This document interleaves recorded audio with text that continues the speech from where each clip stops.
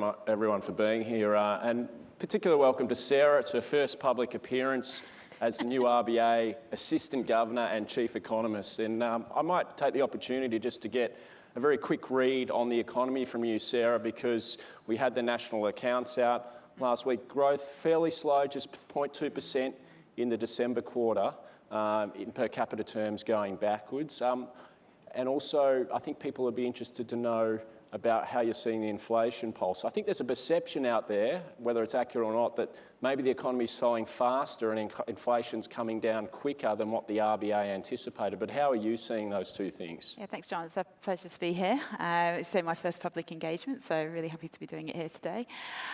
So in terms of the national accounts, yeah, I mean, broadly speaking, the numbers actually came in line with what we were expecting. If you have a look at the February forecast, there were obviously always some lumps and bumps in the underneath components, but the GDP was absolutely in line on a year-ended basis. That we know and have known for some time, households are clearly struggling at the moment against those big headwinds coming through from inflation primarily. We know, obviously, for some households, interest rate hikes are also challenging and difficult, but inflation is the single biggest drag, and that was really confirmed, and that weak position for household consumption was not unexpected. But I think there's some other interesting things going through the data as well, perhaps particularly relevant to this panel discussion, was what we've seen in business investment. Still, certainly on a year-ended basis, very, very strong. So we have seen a turnaround there in terms of the pace of growth, but also its share of GDP, and I'm sure we'll pick up on what that means with the other panel discussions in a moment. And then just finally on inflation, we had obviously the January monthly data. That was the sort of major release we've had since the February forecasts were released. Again, there's always lumps and bumps in that data. I'll remind everyone you have to be a bit careful with the monthly indicator at the moment. It's still experimental. It's not a complete picture of CPI, particularly in the first month of the quarter. So with all of that taken into account and looking at the data, actually, again, broadly in line with what we were anticipating. So that's not to say we're not monitoring and looking, and we'll obviously be reviewing and updating our forecasts and publishing those in May. So we'll have much more to say in a couple of months' time. But broadly speaking, the latest numbers have come out as we anticipated. We are going to talk about productivity on this panel, and Danielle, you're the chairwoman or the chairperson of the Productivity Commission. Just maybe for the non-economists in the audience, which would be the majority, I mean, what is productivity? Why does it matter to people beyond this room, to everyday Australians? And just briefly, why has it been weaker, not only in recent years, but over the past decade as well? Just a little question to open with, John. Look, for non-economists, productivity is essentially the rate in which we transform our inputs, our people and our machines, into outputs, economic activity. Why does it matter? I mean, that is the single most important determinant for our living standards over time. So as we get better technology, as we get better know-how, as we get better at delivering, pulling together those inputs to deliver stuff, we all get richer. And we can take those riches in terms of buying more goods and services, in terms of delivering more things that we care about, whether that's health or education, and sometimes in terms of shorter working hours. So productivity matters for all of us. Why has it been depressed? Here we really need to distinguish between the sort of cyclical short-term story and then the longer-term story. So the statistics have been on a pretty wild ride through the COVID period. It actually shot up in the early days of COVID, kind of counterintuitively, but we shut down large swathes of the economy. They tended to be the lower productivity services sectors. As we reopened, we saw the data crash. We have also had incredibly strong labour market, unemployment with a 3 in front, very high levels of migration as we've reopened borders, people that are already here working longer hours, and with that huge expansion in labour supply, a record expansion in labour supply, investment and capital hasn't kept up. So when we look at labour productivity, that has pushed it down. We are now seeing that turn around as the labour market softens, as business investment is stronger. We're seeing a turnaround of that. But that is kind of just the broad cyclical story. I am much more interested in the structural question, which was talked about yesterday. Why is it in the decade pre-COVID, that decade sandwich between GFC and COVID, did we see such low productivity growth by historical standards. That wasn't just an Australian phenomenon. We actually saw a slowing of growth around the industrialised world. There are a number of structural factors in play there. Technology has been making less of a contribution than it once did. The shift in our economy towards services, which have tended to be historically lower productivity, they have all played a role. But as we talked about yesterday, as we heard the Treasurer say, we should be ambitious and we should be doing what we can in the next decade and beyond to try and shift the dial on that. And things that business do, things that government do, can make a difference to that number. Peter, just picking up on that, and Danielle mentioned their technology, what businesses can do, and a previous Productivity Commission report, and Danielle spoke about this at the recent Financial Review Workforce Summit, suggests that actually one of the issues, yes, there's a whole lot of policy issues we need to get right, but business also in Australia, according to research, is not so great at adapting new technologies, getting it into their workplaces, and distributing amongst their workers to make them more productive. You're at the coalface, I suppose, of advising businesses on being more productive, more efficient, bringing in technology. I mean, how do you agree with some of those criticisms, or actually are we quite good at it? Well, I think one of the challenges with technology and the investment in technology has been somewhat consumed into adapting to regulatory reform, compliance, and so that investment dollar is effectively keeping the lights on. And what we're trying to do is make sure that you get that shift in investment into new capabilities, into new ways to compete, into new ways to bring about products and services into the market. And I think one of the reasons that Gen AI has sort of figured so heavily in a lot of the dialogue, and even what you heard Jamie Dimon talk about, is it's a little bit the trifecta. It's a technology that's moving out of the technology specialist realm and into the hands of the management of the business. And what does that mean? It's a trifecta in the sense of it can drive incremental value, it can lift productivity, but more importantly, it can create more meaningful workplaces where we're actually providing a boost to human ingenuity. We talk about the acceleration of creativity provided by some of these technologies. So yes, it is about automating and doing away with repetitive tasks, but a big part of the prospect that we see in Gen AI is actually that augmentation, that ability to boost the human factor, to drive creativity, to build new products and services. And I think that's why we're probably as bullish about this technology and its impact on productivity, probably analogous to the early 80s when the PC arrived on our desktops and you saw that real connection between technology and productivity. I'll just say one other point. I think it's also interesting because unlike some of the technologies in that period between the first computer on the desk and where we are now, this is probably the realm of big business. And why do I say it's the realm of big business? It's because you need the investment in the digital core, you need the investment in the data, you need the investment in the governments, the responsible use of that data. And I think therefore it's very much in the realm of the audiences in this room to bring about that investment and to really drive productivity. Bran, the Business Council is a big advocate, obviously, for policy reform to help drive productivity. I think one of the things you want to see revived are so-called similar things to national competition payments that we saw in the 1990s from Paul Keating, basically paying the states to do good competition reforms that boosted productivity, essentially an incentive. Is that the sort of thing you'd like to see the government sort of pick up and carry forward? And for what sort of things specifically would you like to see the states potentially rewarded for? Yeah, look, thanks. It's a great question. From our perspective, we think that there is so much merit in taking the approaches that have been taken in the past that work. And we know that with respect to the competition reforms of the 1990s, they really did work.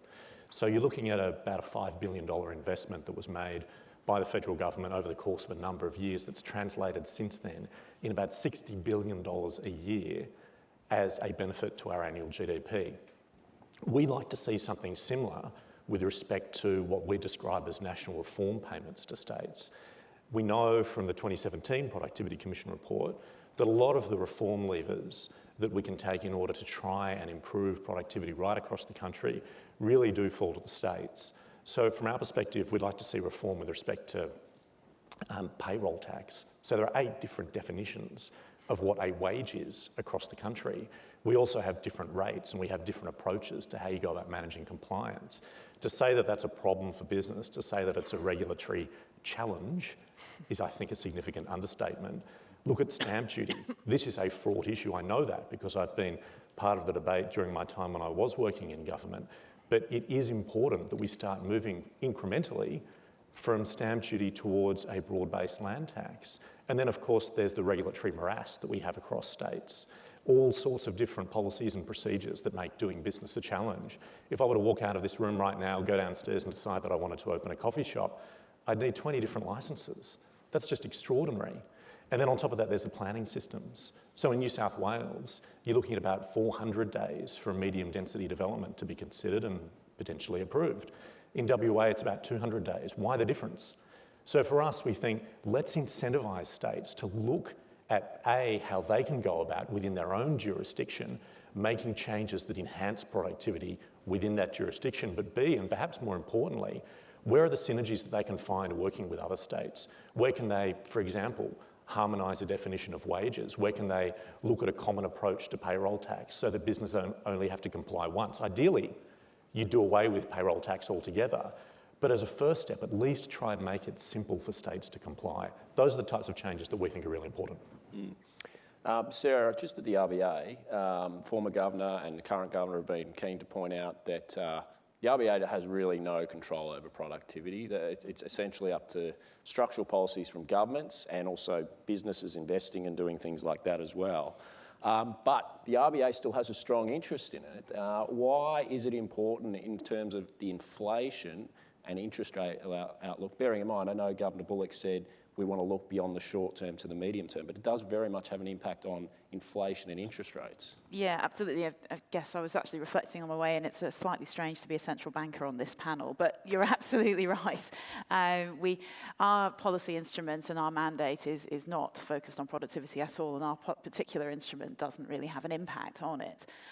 We set interest rates, and our job is really to do the best we can to manage the economic cycle. So to Danielle's earlier point, the cyclical is our role in this. We don't really deal with the structural. But we do care very much what's happening with productivity because it's fundamental to understanding the economy, the economic position in the cycle and what it looks like going forward. So, for example, if we're thinking about what sustainable wages growth looks like in the medium term, that's fundamentally contingent on productivity. If we're thinking about the supply side capacity of the economy more broadly, how it's likely to evolve over time in the context of our forecasts, and then for me and my team and others in the bank, how we advise the board around that interest rate setting decision, then productivity and what we think is happening to productivity is really, really crucial. So it's not something that we necessarily have much of an impact over, but it is something that we care very much about and spend a long time talking about and looking at, and particularly at the moment, given the cycle that Danny just outlined, it's been very violent, for want of a better word. It's been really pronounced. So understanding that's been really important. And now, obviously, we're coming back through the cyclical recovery that Danny mentioned. That's also what we've been expecting to see, and we are seeing. But how does it play forward from here is crucial to the outlook. So it's not something that we can do much about, but we certainly pay a lot of attention to it. Danielle, you've sort of been at pains to point out, as the relatively new chair of the PC, that while issues like tax and industrial relations are important, things that our editorial, we write about a lot at the Fin Review, former PC Chairman Gary Banks talks a lot about as well. You're trying to broaden the conversation and say, yes, but there's also a range of a whole lot of other policy areas that we need to be making inroads on. What would you identify, if you had a shopping list, very briefly, a few key ones that you'd really sort of put at the top of that agenda that should be really front and centre for federal and state governments? And you're exactly right, John. So, I mean, we often talk about productivity as if there's just one or two levers that government pull and problem solved. Really it's a game of inches. It's going to be movement across a whole range of areas. But, I mean, I kind of think of it in terms of two broad buckets. One is the enablers, which is things like an education and skills system, which is delivering people with the skills that we need into the future. And school education is one area I think is critically important. It's quite frightening. Sarah and I were talking about this yesterday. When you look at some of the data, we are falling behind, not just compared to other countries we might want to compare ourselves to, but compared to our own performance over time. So your average Year 9 student, according to the PISA assessments, is now about 1 year behind in maths and more than a year behind in reading compared to an Australian Year 9 student 20 years ago. That is frightening, given the amount of money that we've pumped into the education system. And there are things that we know could make a difference there. So getting those kind of enabling factors right, so it's education, it's health, it's infrastructure, including digital infrastructure, are critically important levers that governments have. And then the second category goes to the business and investment environment. So that picks up on things like tax and IR, migration system, your energy system. We've really highlighted that the way we do the green transition will have critical implications for productivity. We can either do it in a really expensive way or we can do it in a much more rational way. Education, green transition, housing policy, I would add them to tax and IR when we're thinking about what are the things that governments can do to make a difference. Bran, you've worked in state government. Obviously, the states have a fair degree of responsibility for the education system, and training and skills more generally sort of feeds into that narrative. From a big business perspective, have you done much thinking around that sort of intersection of what's going on with education? Actually, our rankings are plummeting internationally, and is that an issue that business is concerned about? Yeah, deeply concerned about it. Deeply concerned is really the only way to describe it. As Danielle noted, we have seen a very steep and concerning decline in our international rankings with respect to how our students perform, and we've really got to start turning that around. There are lots of different ways that we can start looking at how to do that. But again, if you take the approach that I was talking about previously with respect to payments for states, let's look at the jurisdictions that make education systems successful. And we know that overseas that there are so many different examples that you can point to. We know that from overseas experience that it makes sense to invest in making sure that kids have access to affordable, accessible, and obviously high quality early childhood care, particularly in the year leading up to school. So we need to invest in that regard. We know that we've got to do more to get back to basics in terms of reading, writing and arithmetic, and making time for kids to focus in on those three things particularly, and especially in those formative years in primary school. And then of course heading into high school, we've got to focus on quality career counselling. I mean, I think about my own career counselling experience when I was at school, and it was walking into a room for about an hour with some guy that told me at the end of it that I should be a physiotherapist, and I didn't even know what physiotherapy was. So I imagine there are lots of people in this room that probably would have had a similar experience. I think about my kids now and they're getting a better approach, but my kids go to private school and they're fortunate in that regard. We need to make sure that that type of quality, accessible careers advice is available to kids right across the board so they can start thinking about what their opportunities are, what their skill sets are and so forth. And then, and this is absolutely critical, we've got to embed this synergy between high school, between vocational education and training, and then into high school, and give people into higher education rather, and give people the opportunity for lifelong education beyond that. That is costly, of course, but we've got to have those conversations, and we are, which is very pleasing. So coming out of the Accord discussion that Mary O'Kane's been running, we are seeing proposals for change. We are seeing the opportunity for us to talk about how we can have better connectivity between business and better connectivity between higher education, particularly in terms of the acquisition of skill sets. And I'm very pleased to say the Business Council is going to lean into that. We think that we can put our action where our words are and try and contribute to that discussion. A quick editorial comment from me before I turn to Peter. And Danielle just said, despite we've pumped a whole lot of money into the education system under the Gonski reforms over the last decade or so, it hasn't equated to an improvement in performance. So I think it's a good example of where simply just putting more money into something is not always the answer. You've actually got to get the structures of the system right, and then maybe there's a case to invest additional funds in it as well. Or, for example, paying incentive state payments to the states who are going about those broader reforms rather than just putting a big whack of money in there. Peter, can I just turn to you, just on linking sort of the education, skills and training thing back to the technology and how people are adopting it and using it in their businesses. What sectors or businesses in Australia actually are doing it well, and are there any examples? Can we learn lessons from them? What's Essentia doing as well? Sure. Maybe just a quick build on Bran's point. I think the notion of lifelong learning continues well into the workforce. And we look at some of the studies that we've done in the US where with some of this newer technology, our estimate is around 44% of the workforce will actually be impacted in some way positively around new technology.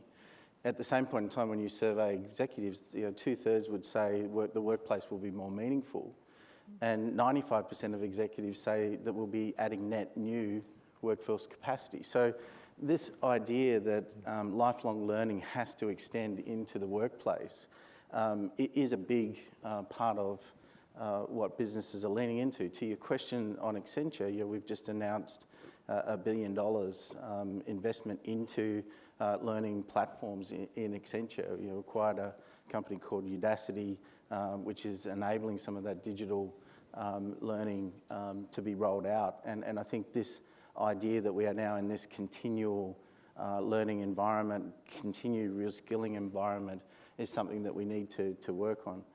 I think the other comment that I would make about how we find the right talent and attract them into the technology sector, I think the Tech Council of Australia put out a very clear report around how wide the gap is in terms of the number of technology-enabled skills that we need in this country to serve our ambition.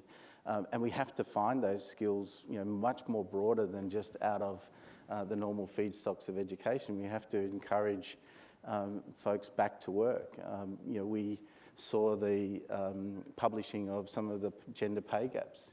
The technology sector is behind. And we need to find the mechanisms to get the best talent, attract gender equality back into the sector. And that means actually, I think, finding return to work opportunities, reskilling opportunities. And again, I think that's where we as business can really step up and drive into that arena.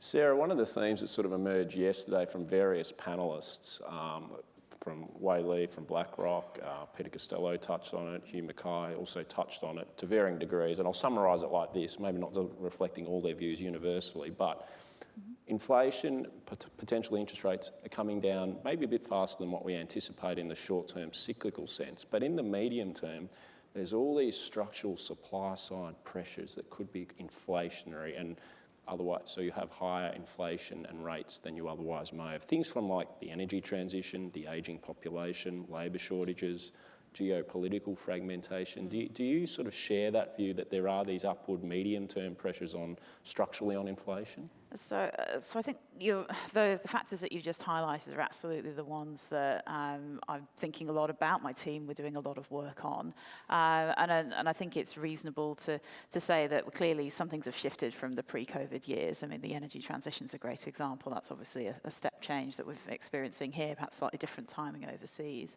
and into the ageing of the population and what that means. That's not a new thing. We've known that's going to happen for a while, but perhaps entering a phase where it starts to look a bit different because we've got the baby boomers very definitely retiring and moving through that later phase of life, and so what does the workforce look like going forward from here? So in terms of those factors and being very cognizant of them, absolutely.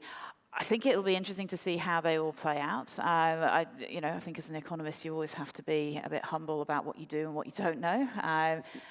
We can see that potentially there are some inflationary channels. For example, if we got a strong kick to aggregate demand from the energy transition, it's possible. But if it then enables cheaper, lower costs of energy as a positive supply side shock, then and that can create some downward pressure, or at the very least it can increase our productive capacity. So from our perspective, that bigger productive capacity manifests as higher levels of consumption of demand that are consistent with the inflation target, and that's really what we're looking at. So from our perspective, it's a job of cyclical management, but all of these trends and how they play through and manifest on the supply side of the economy are absolutely vital and critical. So I see our role as, it's got a quite defined sort of mandates, a very clear mandate, but understanding all of these trends and being able to work with people like Danny and connecting with business so that we are plugged into what's happening and thinking about what they mean, that's really, really important for us. Because we don't know all of it, certainly not. We're going to find out a lot over the next 5, 10, 20 years. Danielle, speaking of the energy transition, and you mentioned it earlier, it's going to be absolutely critical that we get the best policies, the most efficient way to do this, because the amount of money that's going to need to be put in to develop a new capital stock, essentially to replace somewhat of an existing productive capital stock. The potential for bad policy here is very high. We saw the Productivity Commission come out with a report pointing out that, for example, the electric vehicle fringe benefits tax cost about $20,000 per tonne for emissions abatement. The Prime Minister's talking about making batteries in Australia as well, some sort of green industrial policy. There's no economy-wide carbon price. Are we going about this in a productive, efficient way as we could be? Or have you got concerns about the potential for bad policy from federal, state governments, both sides of politics? So first of all, you're right. I mean, this is an incredible transformation that we are trying to conduct very, very quickly. And my ex-colleague at Grattan, Tony Wood, used to call it an industrial revolution on a deadline. That is the scale of what we're doing here. Government obviously needs to be involved in that. At the moment, we have a plethora of policies across different sectors. We would, not surprising to anyone in this room, like to see us harness the power of markets. That's going to tend to be the most efficient way to get there. I think realistically an economy-wide carbon price is off the table, at least in the short term. So what we can do is think about sort of sector-specific prices. That's already happening to some degree with things like the safeguard mechanism, which are introducing a sort of implicit price when we look at industrial emissions, but whether we need to go down the same path when it comes to electricity and transport. At the moment, there's a range of expensive policies that you've pointed to, and those FBT concessions, the state stamp duty concessions for EVs are very, very expensive ways to reduce emissions. So replacing those with more efficient signals would make a big difference. And then the green industrial policy point is a really challenging one. So on the one hand, we do have this huge task. We need technology to evolve, and the idea that government might need to play a role in that, given the timeframes, given that we will need to see us push down the cost curve on a lot of these technologies, and given there'll be potential to learn about local circumstances, you can build a case that there is a role for government subsidies in certain circumstances. But of course, once you open up industrial policy, you also run the risk that you throw a lot of money at sectors or parts of the economy that are not going to be areas where we have a long-term comparative advantage. So a really principles-based approach, focusing on those areas where it looks like we're going to have an advantage in the long term, that's going to tend to be kind of very energy intensive transformation. We have amazing stocks of wind and solar energy that we can tap into. Things like batteries, it's much harder to see the case for that. And with every country around the world throwing money at trying to build a domestic battery industry, are we really going to have a long-term advantage in that space without ongoing government supports? I find it hard to believe. Bran, just on the whole climate energy transition, the new president of the BCA, Jeff Colbert, who's in the audience this morning, he spoke at a BCA dinner last night of chief executives that some of us were at. He came up with a suggestion in this space for trying to take some of the policy out of the hands of the politicians, the short-termism, and suggested a body such as the existing Climate Change Authority could independently set up or propose 10 to 15-year targets and transition plans to try and take some of the short-term politics out of it. As part of that, do you think the BCA would like to see the government, for example, come up with a 2035 target? Will you be proposing your own? And I just also wonder, just to play devil's advocate here, how realistic it is that we take sort of power and decision making away from democratically elected lawmakers and give it to an unelected bureaucratic body? Look, it's a great question, and what we're calling for is a fundamental shift in the way that we think about climate. And the challenge that we've got, and I think we would have seen this over the course of the last 24 hours, week, month, year, is that we continue to have a divergence of views in terms of what the appropriate policies or policy mix is to deliver us to net zero by 2050. And the big problem with that is that it doesn't give business certainty. And as Danielle noted, we do need to see business take the lead in terms of delivering that net zero outcome that we're all looking to achieve. So how do we give business that certainty? Well, we say that you've got to have a plan. So you've got to have a detailed plan. In order to have a plan, of course, you've got to have a target. So first things first, we think it's critically important to lean in, and that's what the Business Council of Australia is looking to do, lean into the setting of a 2035 target. So we're doing the work ourselves to come up with a view in terms of what we think that target should be. From there, we think it's absolutely critical that there is a plan that goes to how that 2035 target should be delivered. And beyond that, how we get to 2040, how we get to 2045 and onwards to 2050.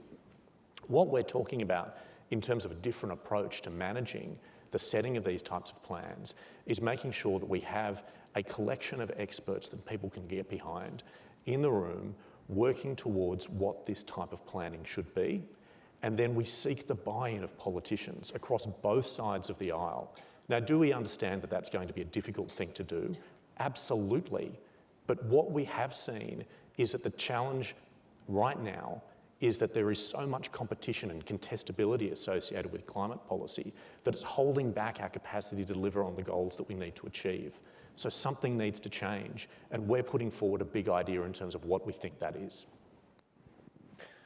Peter, just how are you seeing the whole energy transition from your perspective? And just sort of a thought that we discussed pre this conference was one of the reasons we don't do a lot of manufacturing here, maybe it's hard for green sort of industrial sort of policy sort of stuff, is that we have pretty high labour costs here relative to the rest of the world. But, AI potentially is going to replace humans in some tasks. And so is there a possibility that as you substitute some of that technology in, the competitive labour costs for making things here is not so restrictive and we could do more of that?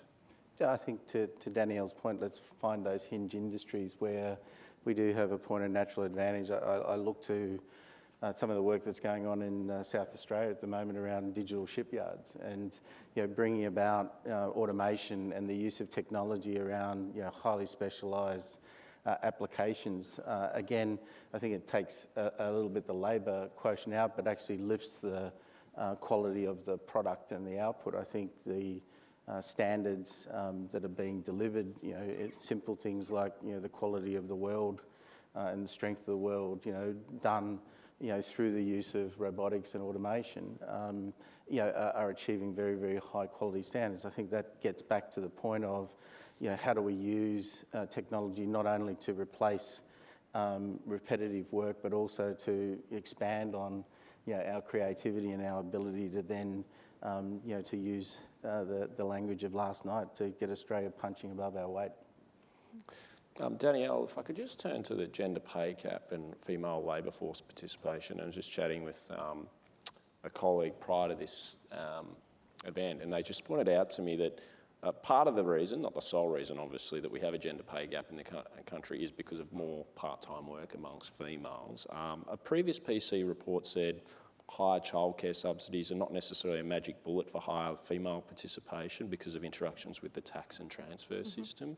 I think you've previously suggested in a previous capacity that maybe we need to think about getting rid of family tax benefit B because some of the high marginal tax rates that involves, if you're getting that payment and then you're considering going back to work, it may not really be worth it financially. Is that something you still stick by, or is that a bridge too far now?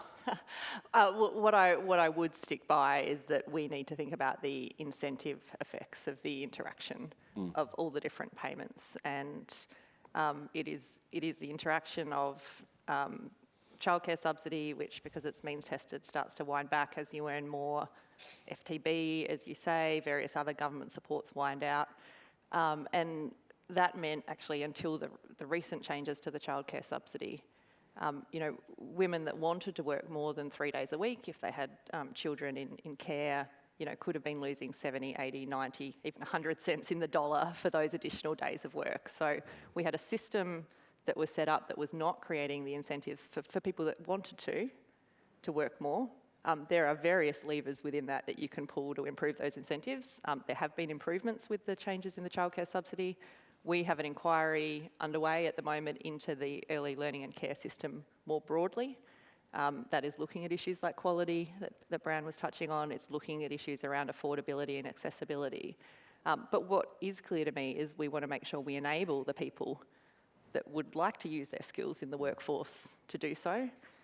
There's one paper I love looking at the US, which puts a lot of I think it's between 20 and 40% of the productivity growth between 1960 and 2010 down to what they call better allocation of talent. And as women came into the labour force in a big way, as minorities moved into all sorts of parts of the profession, we were able to use the skills and capacities that those people had in a way that we weren't before. And so, making sure that we continue on that journey, I think, is an important part of our economic productivity challenge. Quick couple of questions from the audience. They're up on my screen. Peter, I might direct this one to you. What role does culture and mindset play in solving productivity challenges? Have we become too much focused on policy regulation versus actual creativity and innovation? I'll just note last night at this CEO dinner, we had the Air Trunk founder there, Robin Kuda, who emerged as a Bangladeshi immigrant at 18. He had to go through university, get educated. It was a great story. He nearly went broke building these big data centres, or digital infrastructure highways as he called them. Now he's built this $14 billion empire. He did say he thinks there's too much risk aversion amongst publicly listed companies. It's one of the reasons he's staying as a private company at the moment. What do you think about that whole debate? Yeah, and look, I think, as I said, I think there's been an era where we went through the e-commerce and those sort of technologies where entrepreneurialism thrived and you had a lot of disruption. I think we're now in an era where big business has a role to play, but it does mean that we are fundamentally shifting our workforces and we're changing the skills. When we talk about putting technology in the hands of everybody, some call it the democratization of technology, then you need to create the systems to let that thrive. And I think that means that we have to change our management models. We have to change the way that we govern, the way that we have leaders driving learning into systems so that you can actually liberate the value that's coming out of those areas. But if you look at some of the big applications today around the marketing funnel, that boost in creativity around content, around real personalisation, around product and service innovation, that's happening at the coalface, and I think that's the domain of really creating and empowering the workforce in a different way. I'm going to squeeze in one final audience question here on the screen. It is from my colleague Jacob Gruber of the Financial Review. And Danielle, just picking up in your remarks, are there good and bad ways of conducting the clean energy transition? Are we on the right path? And we had Peter Dutton here talking about nuclear. I mean, does nuclear add up for Australia? I think we've kind of engaged in the first part of that question already. And I know Peter was talking about nuclear this morning. Look, my view is we should always be technology neutral, so we should be open to different solutions. So I don't think we should put our hand up and say not nuclear. I have not looked into this issue in any detail. A number of people that I know and respect have suggested that the timeframes and the costs are such that it won't stack up. But, I think we've got the opposition leader that's opened the debate. We will have to see all of those factors before we make a call about whether it makes sense for the country. But, I think timeframes and cost matter a lot. So that's what I'm looking for, to be convinced that would be the way forward. We are out of time, so unfortunately I'm going to have to wrap it up there. Really enjoyed the discussion, which wish we had a little bit more time for it. But Danielle Wood, Peter Burns, Sarah Hunter and Bran Black from the Business Council. Thanks very much for your time.